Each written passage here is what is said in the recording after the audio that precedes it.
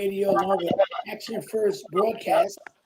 We are live in the studio today, and we have a great show lined up for you. You guys hear me? Yes. I want to make sure you hear me. Okay. All right. All So we right. live in the studio this evening on this Thursday evening with Dr. Wayne McCray with Action First broadcasts, and we have a special guest like we do every Thursday at 6. We have Sergeant Paul Finch.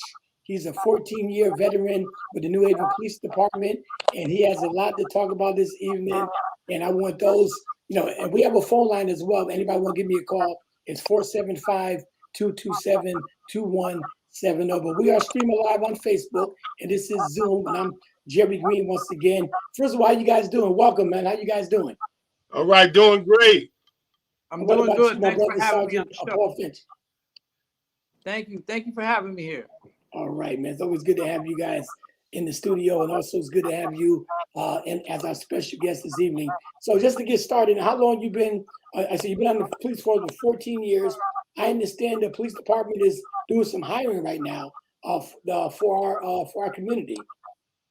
Yes, sir, we are. You caught me at the right time, and so tomorrow is the deadline. Tomorrow is the application deadline. It closes tomorrow at 11:59 p.m. So, this has been a great recruitment drive that we've been running. And if there is anybody who's on the fence and trying to become a police officer and seriously considering it, get that application in because tomorrow is the deadline. Okay, tomorrow's the deadline. Everybody hear that? All right, so let's talk about what is the process like for being hired, in the police department. How's the process? How does it work? So the first step is that you got to go online to policeapp.com and you got to put your application in.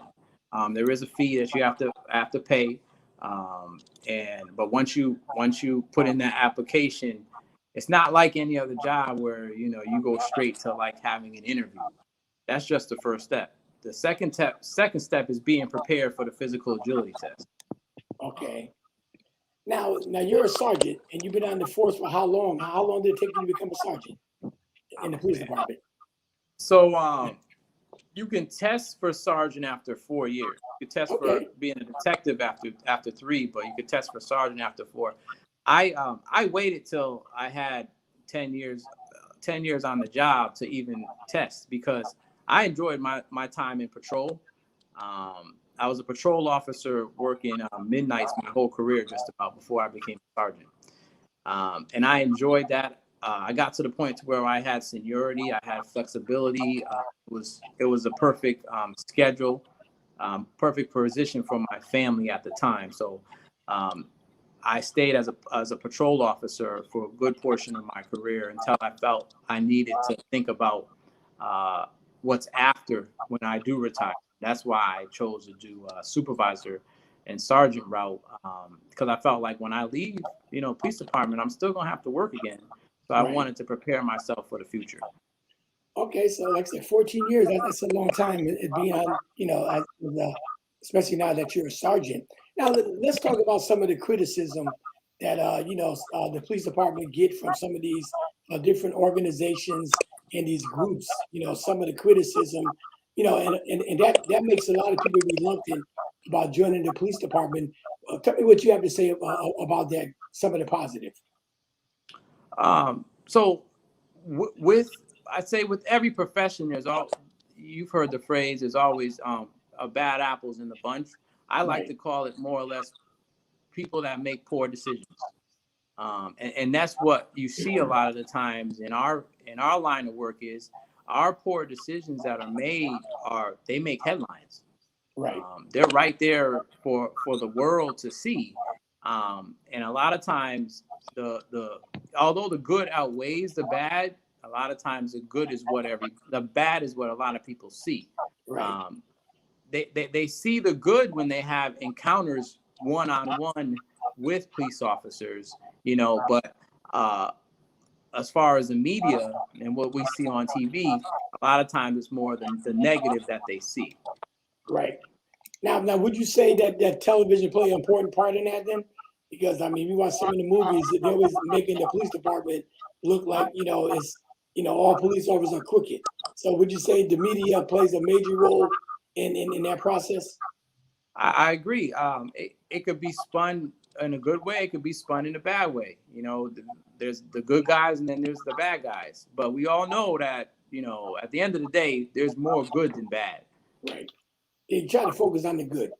You know, because Yes. you and I was talking, you know, before we came on the air, and I told you, I said, I'm 66 years old. All right. I've been in New Haven my whole life. My whole life. All right. And I never once got arrested. I mean, that's a good thing on my part. I'm not saying that, you know, someone that got arrested is a bad thing. The only thing I'm saying, I never really had any problem with the police department. All right. I mean, so I have to say, you know, not everybody's not that bad. You know, the police department. You know, so that and that's good for me because I've been through the 60s, the 70s, the 80s, the 90s, the 2000s, right, the 21st century, and like I said, you know, I had a lot of negative about the police department, and you know, it's about all about choices that we make. The police got to make the right choice, and we got to make the right choice in order to work together. Well, what do you got to say about that?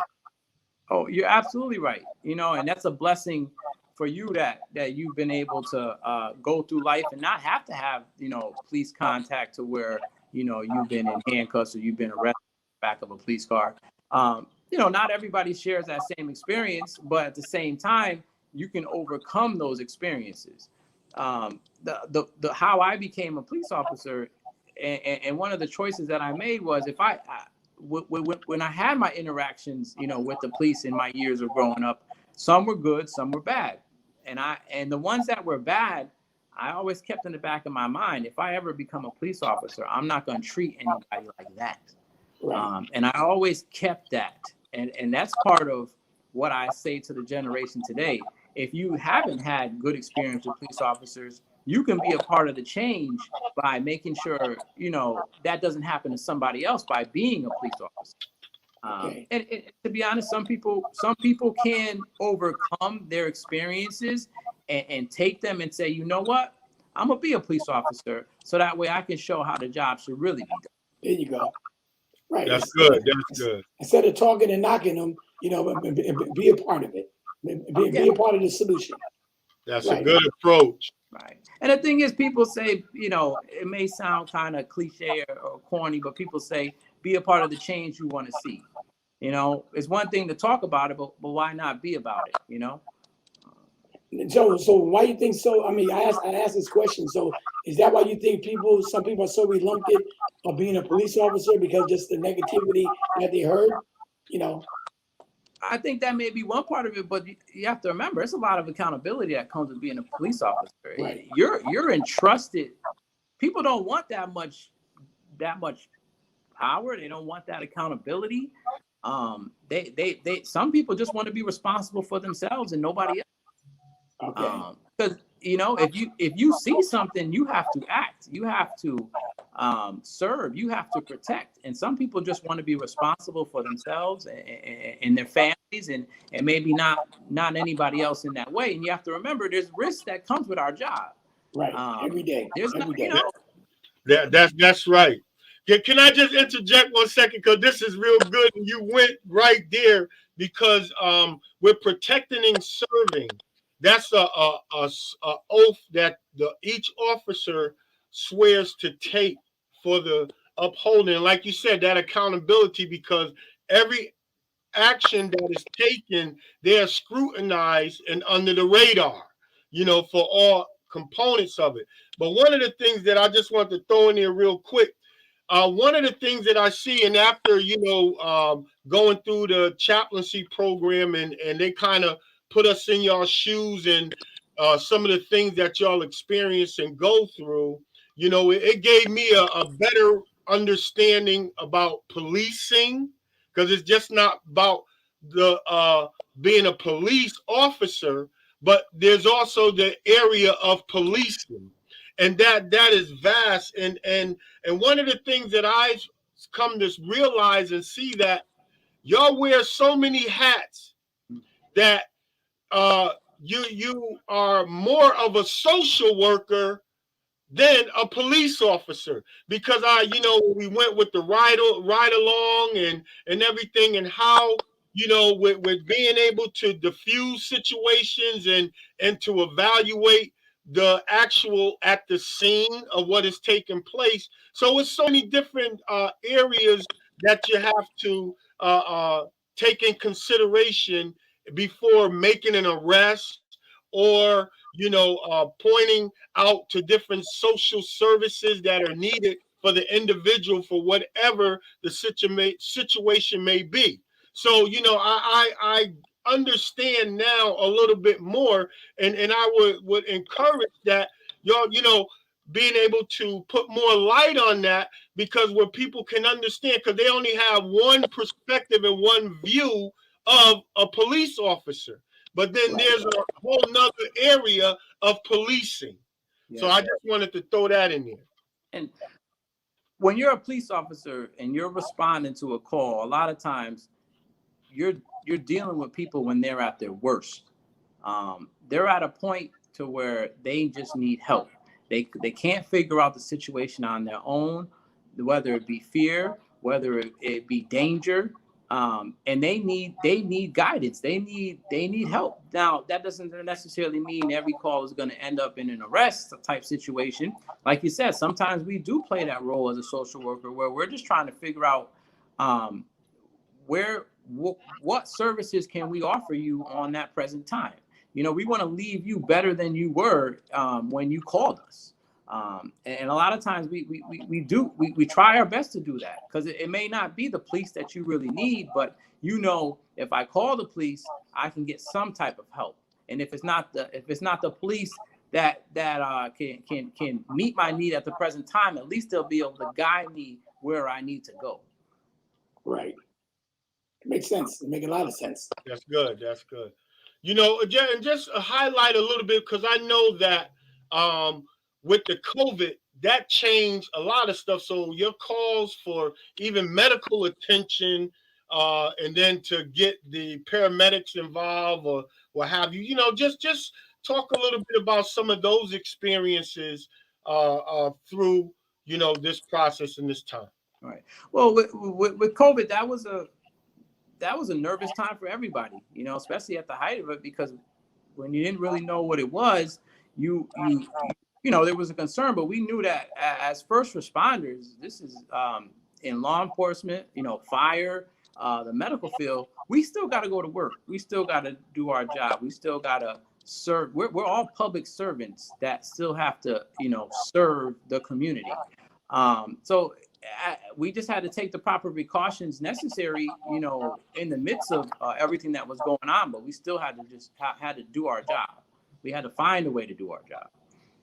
All right. This is Action First broadcast on W.J.R.G radio, and our special guest this evening is Sergeant Paul Finch.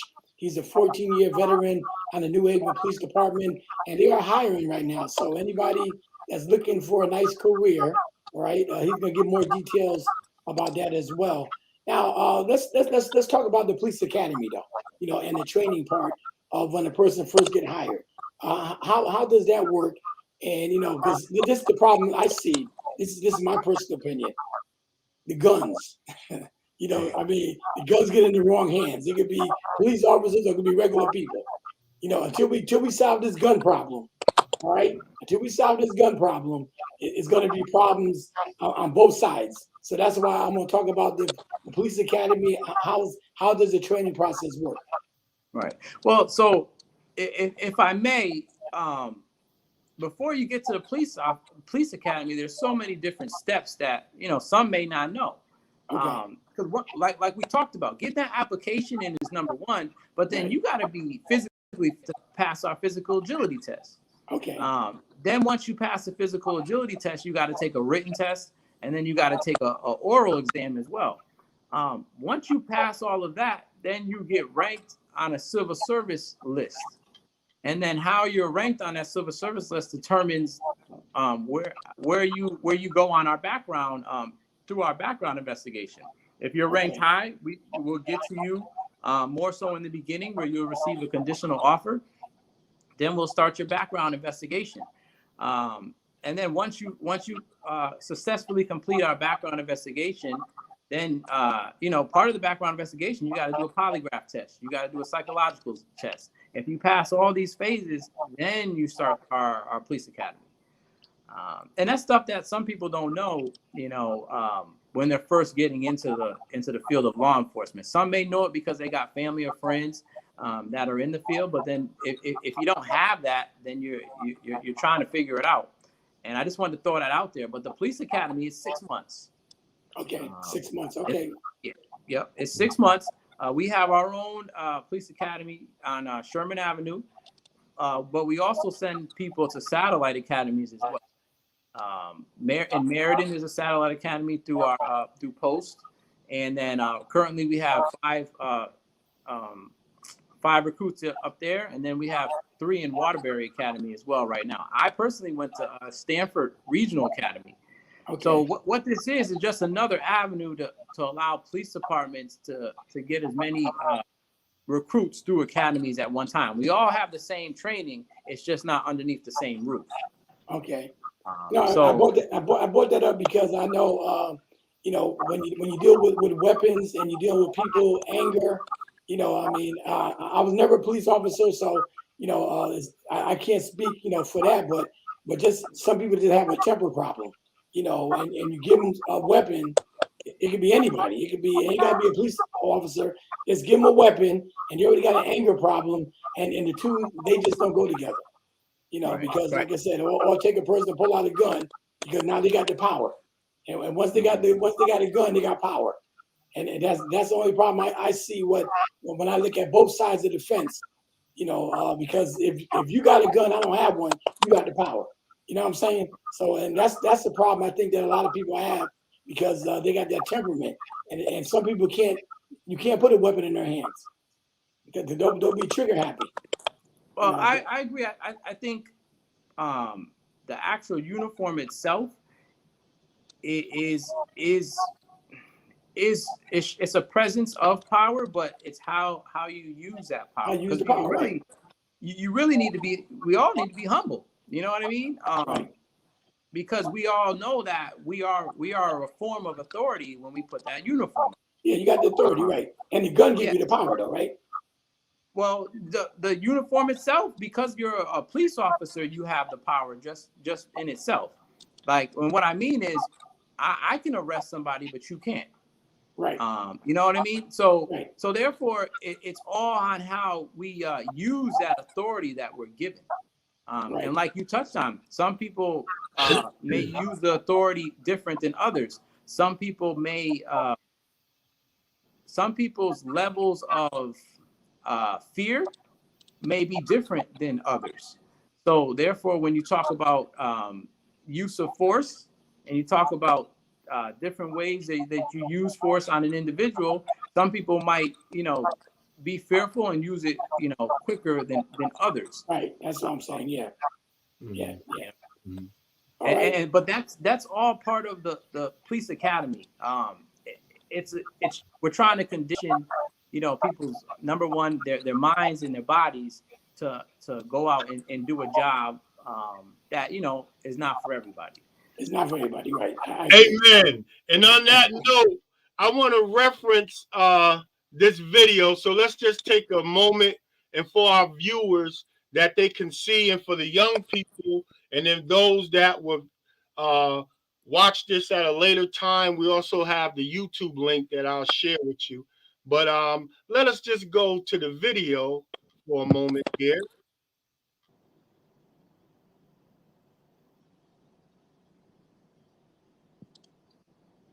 That produces the newness of life. It is the movement in your mind.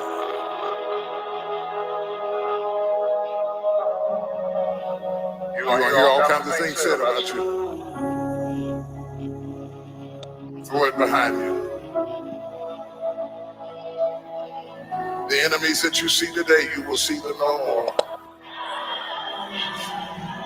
No weapon formed against you shall be able to prosper. Every tongue that rises against you, God will condemn. This is my time.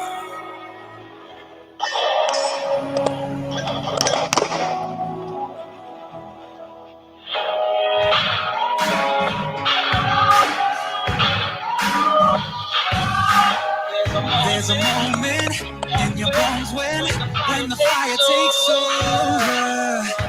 Heart is running, heart is pumping as the battle gets closer. They can say what they want now. We'll be screaming out, we can be heroes everywhere we go. We can have all that we ever want. Singing like Ali, rocking out parties, standing on top like a champion. Keep your silver, give it a go. You remember when I say we can be heroes everywhere we go. Killing us down is impossible, 'cause we're unstoppable. We're unstoppable.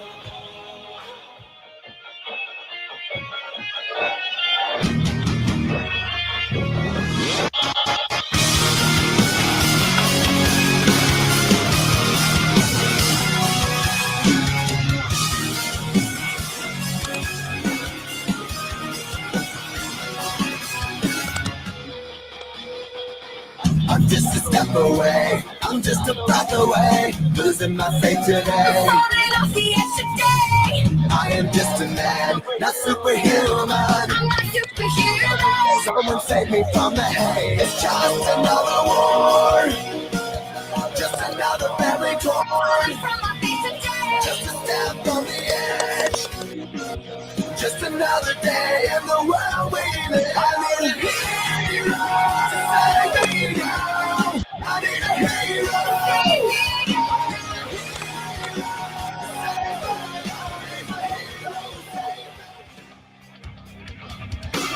Addressing those beneath from high above, convincing his belief for what you love, baiting every hook with filthy lies. Another shot turned eyes. Is this depression just in my mind? No more questions, get back in line. Play with your life, the duller the knife, the longer it takes. And now it's your turn, the ashes will burn, and we will away. Leaving your bones out on the stones, picking them clean. Calling the truth, while honesty is to be the mission.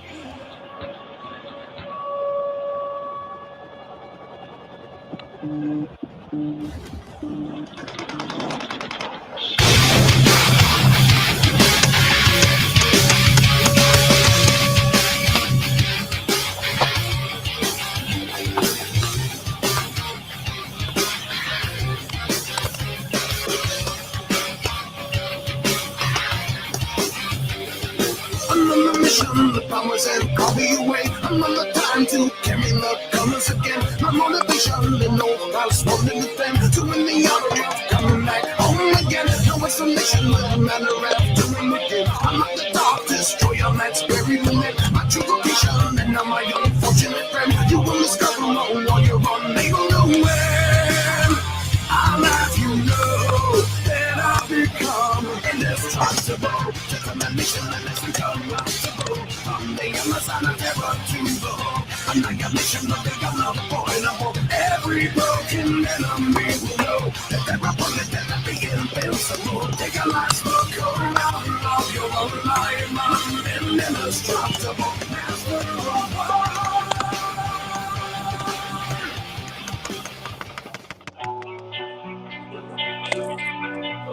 A company always on the run, a destiny. Oh, it's the rising sun.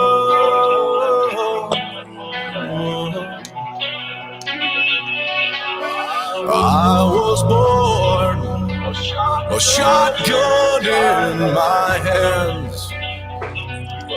Behind the gun, I'll make my final stand. That's why they call me bad company. I can't deny. Bad company.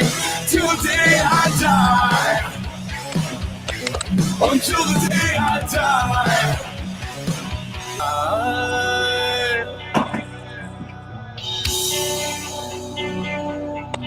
Rebel souls, deserters we've been called.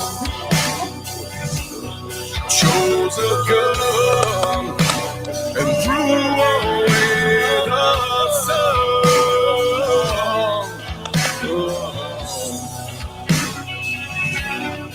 Now these towns, well, they all know our name. All right, welcome back to Action First broadcast on W.J.R.G radio. Is that the end of the video? Yeah. Okay, I just want to say to my listeners on the radio, that was a video that was being shown on Facebook. We are on the Zoom, so we're also doing radio that they can listen, and we had a video, nice video as well too. And we're speaking live with Sergeant Paul Finch. He's a 14-year veteran with the New Haven Police Department, and we get a lot of nuggets because they are hiring. So anybody that wants to be a police officer, now is your opportunity to make change yourself. All right. And stop complaining about the police officer and be a part of the solution. Yes. Now let's talk about the fun part of being a police officer. I know, I mean, it got to be something fun. You know, if not, because you got to go to work, enjoy your job like everybody else. Let's talk about the fun part of being a police officer. Now, I'll say this: one of the most enjoyable things about being a police officer is every day is different. Okay. Every day you come to work, you don't know what's going to happen. Right. I mean, that could rack some people's nerves, but for me, I just enjoy the fact of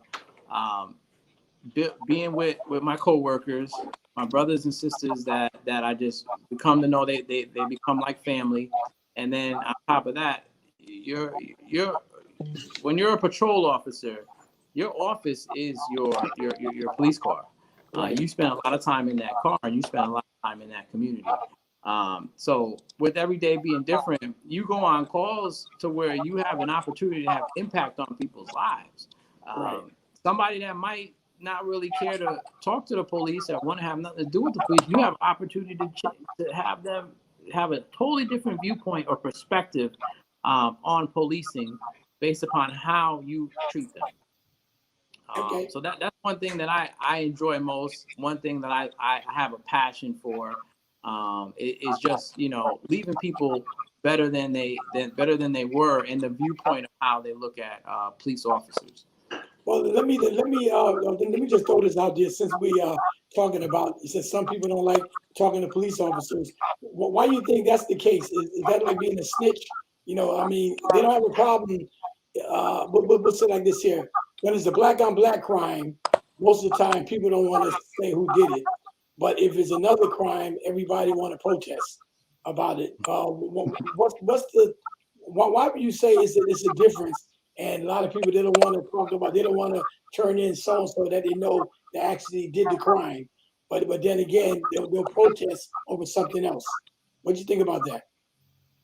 I think that comes down to, some people being concerned about what other people think. That's a big thing. I think that, some of the communities that people live in, or some of the people that they surround themselves with, there's codes out there to where, or you may grow up saying we don't talk to the police. And a lot of it might have to do with just your experiences with dealing with police officers. You might have not had good experiences to where you're like, I don't want to have anything to do with the police because I don't like the way they treated me. So it varies. I think it varies just based upon different cultures, as far as different upbringings and experiences, all together. I mean, but at the end of the day, if something happens and we need the community's help, I would hope that the community, would support, the family that is asking for help, the cry for help to solve a crime that's been committed, maybe a loved one has been lost, and the community, sometimes the community knows more than the police do. So you want, that's the relationship that we have to have with the community. Though. The community has to trust the police department to be able to help, and vice versa. So it's a barrier sometimes that is in the way for some people, but then sometimes when they're directly involved in it, then it's different.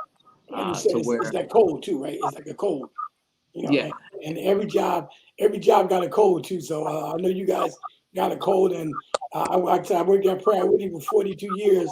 We had a code out there too. All right. So every job and even in the community, they have a code. We're not gonna talk and it's like a snitch. So that's the downside, the bad side of things when you're trying to get things done. but like we discussed before, before we even went on air, doing the right thing is always important. Exactly. I teach my kids now, do the right thing, and the biggest thing, in the field of law enforcement is integrity. Right. And for me, that's doing the right thing when nobody's watching.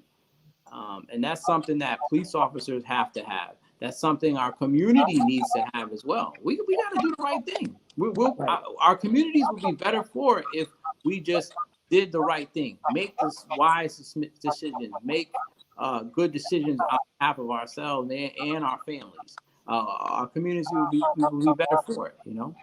Okay. Well, Right. one thing, because that's so true, because certain communities are targeted, Right. and so But why is that? But why is that? Would you say, especially the African American brothers? yeah. Because you got the Black Lives Matter, and they just start that just to be starting it. Why do you think that's the case? Where let's say either Hispanic or the African American brothers are being the ones that's being targeted? Are you asking me that, or Yeah, Dr. I'm asking McCray? you that. Yeah. Yeah, no. What I was saying, as far as certain demographics, because see, even when certain areas, like you were saying, that's why it's important that the community really be the community, and where that real unity, because when areas are being targeted over certain areas, see, that's where the people really need to band more together. Like you were saying, a lot of times the community know what's going on more than the officer. So we can't really fault anybody but ourselves to a point and to a degree. Because if certain things, it could be the ghetto, but the ghetto can change. It don't have to be the ghetto. We don't have to allow society to make the ghetto the ghetto. A lot of people move out of neighborhoods. Why not change the neighborhood, the demographics in that neighborhood? One thing, I bought a home in Fairhaven, and I'm doing a lot of work to it, because I want to. This is an investment that I wanted to reproduce, and produce a good return for my investment.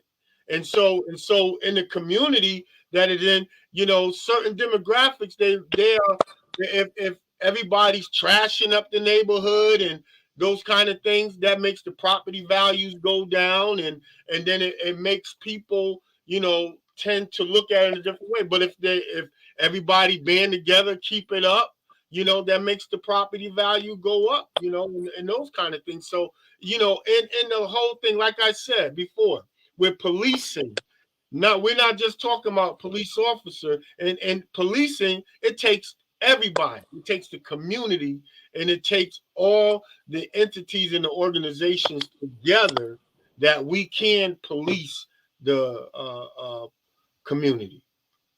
I mean, and I'll add on to that. In a community, you have families and you have individuals that know you got a young person going down the wrong path. Um, People know what they're doing. People know what they're up to. People know what crimes they've committed. Now, a lot of times that path, if they continue down that path, they end up either in jail or they end up in dead, right? So Right. why not save that person's life by letting the police department know. Now I know what you might think. Oh well, you're telling on the person or you're snitching on the person. But if it's at the point to where this person's life might be at risk, how far are we willing to go to save that person's life? Right. If we know they're going down the wrong path, and we know how that path is going to end if they continue that way, how far are we willing to go to save our family members' life? Now I know the next question is, well, if I turn in my family member to the police because I don't want to save their life, can I trust the police? And that's where we have to continuously work on the relationships within the community and the police department. That's true. That's true. That's true. Yeah, like I said, it's so much, but then again, the whole topic was from the beginning. The police department is hiring. We want to get the positive out there that it's a great career. If someone wants to be a police officer and serve our community the right way, because in anything you're gonna have some bad. Even like I said, I worked at in manufacturing for 42 years. You had good employees, you had bad employees. All right. Some came to work, some came just to get a paycheck and didn't care nothing about the company. So you're going to have that in every type of job or any type of where you at. So yeah, so the positive side is, it's good to be a police officer and you can serve our community and make a change, within yourself. That's what I look at it too. And one of the things, yeah, let me just interject 1 second, because one of the things, that's why we want to promote and push that. A lot of people that talk about wanting change in the community, be the change. And also, right. be the, one of the things some of our clergy leaders believe that we can police ourselves.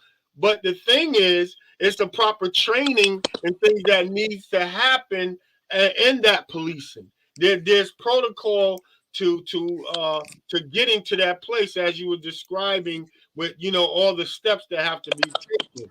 But in that, we need more of our people within our community to be part, because the majority of the police officers, they're from another community.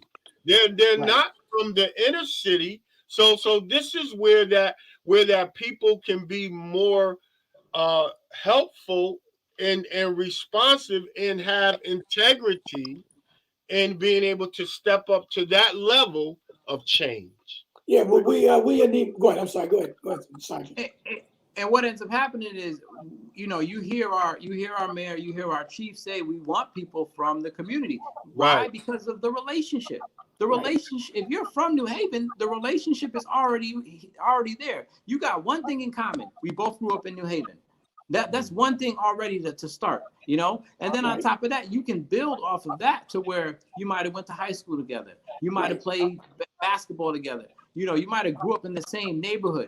You can relate on so many different levels and other people can't, and that's what we're talking about. Why we want people from the same, city to come in. Here it is. We might go to a high intense situation, but you might know the person and you can talk about it. Exactly. You can calm them down just because they see you, just because they see you, like, oh man, I know him. So let me, I want to talk to him because I have a relationship with him, because I trust him. That kind of thing, So listen, for a lot of people, this ain't a job. This is a career, and it's a step. It could be a step up for some. All you need is a high school diploma to start. Right? Yeah, but the thing about it, we need more blacks, especially in our community, or Hispanics. We need more minorities to be on the police force. I was watching this TV show. I had to turn the channel, man. Cops. I was watching Cops one night, right? And there was arresting these white people. I hate to say it like that, but I mean, the guy was spitting on the cop, throwing stuff on the cop, cursing him out and everything. And I'm saying to myself, if I've been a black guy, African-American guy, there would have been more to it. All right. But it's just something about our people, where either we'll get respect from the beginning or we're not going to get no respect. And some people, they just don't respect us. I mean, I'm talking about some of the Caucasian officers, they don't respect us as men. All right. So it's a negative view. And I had a discussion with some guys that on my job. Some live in North Haven, some live in East Haven, and they have a different perspective of their police department against ours. Because to them, the police, every time something happened, the person's at fault. I'm not saying the person that's at fault wasn't wrong, but it's the way how you handle it as well as an officer. Sometimes just because you're the officer doesn't mean you have the right to shoot somebody because you got a gun and you can shoot them. No. So we have a lot of discussions on certain things, but like I said, we need more blacks, Hispanic people on the police force. To your point, and you can't blame nobody but yourself. All right, because now if you're shooting your own people, then you can't blame the white man. You can't blame that white officer. You need to get involved yourself so that way the blame stays within us. That's what I'm saying. And listen, it's a career that I'm very proud of, and I know other people can be proud of it too. Look, majority of the time when kids are young, they want to be police officers, they want to be firemen, they want to be doctors. But we lose that over time as they get older. You lose it, based upon their experiences, based upon what's talked about in their home, what they see, influences. But we need to kind of get that back to where it's still a noble profession, to where you can make a career. You can do 25 years and you can retire. Wow, that's a blessing. You can while you're in the academy, you start off making $50,000 a year.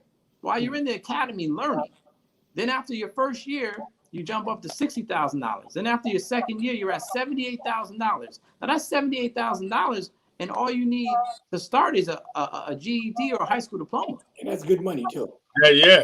That's good money. And see, and you know what? There's a lot of stereotypes that need to be broken. Even like as you're sharing that, because like you were saying, Jerry, people have a stigma, and a lot of times of people experiences until, and I used to think that way until I started, with community involvement and different services that we do, and then learning more and understanding policing. And it's a whole nother approach that, a lot of times, and I see where, like I was saying, how it's more of a social work than it is, they get those calls for those violent attempts and those things, but the majority of the calls are more social, or more social service areas. And you have to think too, when it comes to people of color on the law enforcement, whether it be white, black, Hispanic, and where people come from, right? So if you come from a predominantly all white neighborhood, grew up around in an all predominantly white school, all of that, it could be a culture shock coming to work for the New Haven Police Department. Now that can't be your excuse of why you treat people the way that you do, because you need to treat people with respect no matter what they look like, right? But at the same time, when you call us, the police department to come, we have a job to do, right? And when we show up, we're decision makers. We're there to do a service, and we're there to make decisions. Now, number one, we got to make sure that we're safe when we're there. That's number one, first priority, is being safe. Safety for ourselves and safety for everybody else that is there. Once that is taken care of, we got to make decisions while we're there. And here it is you have to respect the authority that's there. Especially if we're giving you respect, you gotta respect us too, because you asked us to be there, or we are present there because somebody called us and told us we need to be there. And I think what ends up happening is a lot of people don't have respect for the police anymore. That is lost, let alone police, let alone just authority altogether. A lot of people just lack respect for authority. That's right. That's right. Whether it be their own parents, whether it be their grandparents, whether it be the teachers in the schools, the principals. We gotta try to get that back. And we all know where that starts. And it starts from home. It starts from home. Yeah, that's right. It starts from home. Yeah, starts from the home. It starts from the home, man. Yeah. Go ahead. And that's so here it is. It's the responsibility as a police officer, yes, we all grew up differently, but at the same time, we got to respect people. When I got on the job when I was 25 years old, if I was to walk into your home and you and your significant other was having, you know, an argument, domestic violence, somebody called the police, I look at y'all like y'all could be my father, right? So Yeah. I gotta give. I'm respectful just how I am, just in my everyday life. That's just how I was raised, to treat people with respect. And then on top of that, you guys are grown men who have your own family, so I gotta treat y'all with respect. You know. Now I got a job to do, right? I gotta figure out what's going on. I gotta figure out whether or not it was just a verbal dispute, whether somebody put their hands on somebody, whether somebody needs to get arrested or not. And we're going to take some time to figure out what that situation is. But it has to be a respectful conversation, you know? Right. And here it is. I'm giving respect. I respect. You know, I hope to get respect back, you know? Right. And that's the thing. Not all police officers are the same. You know, we all got work to do. Like you discussed earlier, you talked about people's different temperaments, and some people are more patient than others. Some people are too patient where they need to act. Sometimes that people, you know, some of my partners say that, man, you too patient, man, you know. But Right. you know, that's just my personality. You know, but we got to treat people right. We gotta treat people, And that goes further too. And that goes further. because you gain On both sides. the trust. You Right. gain the trust when you treat people right. You can say, man, you Right. know what, Sergeant Finch, I may have got locked up, but at least he treated me fair. Right. No, I agree with you. I agree with you. So let's talk about again. What's the contact again for anybody that's watching or listening that wants to be a police officer? I know you guys are hiring again. Let's go over that one more time for those who just happen to to join the conversation. The New Haven Police Department is hiring. We're speaking live with Sergeant Paul Finch. He's a 14-year veteran of the New Haven Police Department. And let's talk about the hiring process again. Those who might be interested, Sergeant, you know, how can they apply or things like that before we sign off? Right. So the deadline is tomorrow at Wow. 11:59 p.m. Wow. So Okay. if you're just now finding out about this, you don't got much time, but that don't mean isn't impossible. You can Right. get it done. You got to go to policeapp.com and apply at policeapp.com. If you have any questions, you can email me at nhpdrecruitment@newhavenct.gov. I'll do my best to respond to you as quickly as I can. If it takes a conversation, you can leave me your phone number and I'll help you out however you can. You know, the deadline is here. So, you know, if you want to get it done and you on the fence, but this was enough, you know, hearing us on the radio was enough, definitely apply. You can email me and I'll help you out the best I can to make sure you get that application in. All right. Dr. Wayne, any more questions for the sergeant? Well, at this time, only thing I want to say is that, just before we close out, we know that in Chicago, that's a big thing that's going on with the officers there, with the vaccine and being vaccinated, and just share a little bit of your view on that, because that's, Chicago. We know they're one of the biggest cities, and they're really going through a lot of stuff there in Chicago, and I think that with less presence, because I know they was talking about with bringing in the National Guards or something like that to that nature, and we don't want to see that happen for our city. We don't, because I think that when the National Guard comes in, they come in a different way with a Sure. different approach, and so I think that where and we've come a long way. I would just say that with the George Floyd thing, and just before that took place, and with Chief Reyes, before he retired, and we know that he was a spirit-filled chief, a God-fearing chief, and there was a lot of building that was taking place community-wise, with things, and now when I seen how y'all band together and y'all rededicated, yourselves to protecting and serving through all that was going on at that time, and just different things. I would say that we still got a long way to go here in our city, in the policing area, but there was a lot of accomplishments that were made, that I feel that with the George Floyd situation, that would put a damper across the country. And now, even then, because back then, Jerry, we was even talking about having these discussions, and one of the things that we've been talking about over the past 2 years were that we didn't want to see the pandemic turning into pandemonium. And we see that some things have rised with more violence in cities, but over bigger cities it's a little more challenging. So just share a little bit, and as we get ready to close, on your views and your thoughts.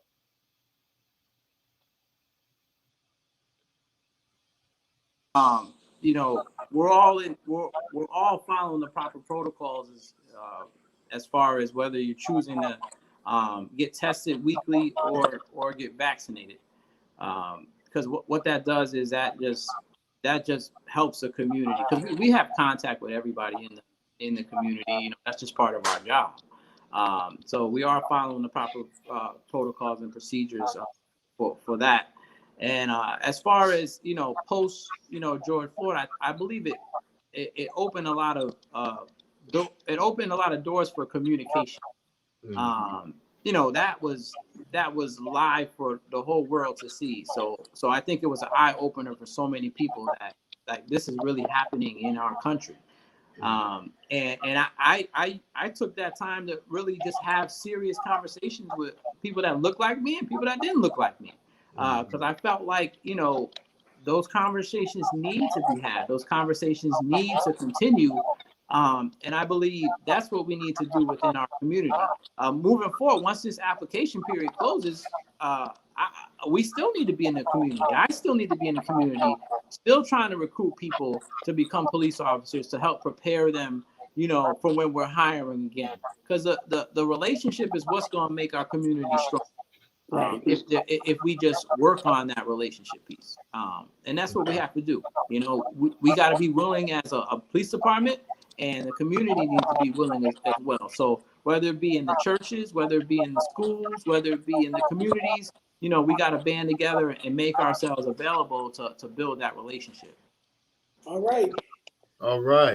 This was a great discussion. I'm hoping that people. I knew it was going to be epic. I knew it was going to be epic, man. And Sergeant Paul, man, I thank you for taking the time to come on Action First and W.J.R.G, where we are having these discussions and going to continue to keep the platform moving to another level and reach all that we can reach with this message. And so at this time, only thing I could say, I want to thank you for taking action first.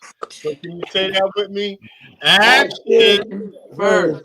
All right, my brother. God bless you. God bless. All right now. All right. Thank you very much. Thanks for having me on the show. You got it, my brother. Yes, sir. All right. Take care. All right.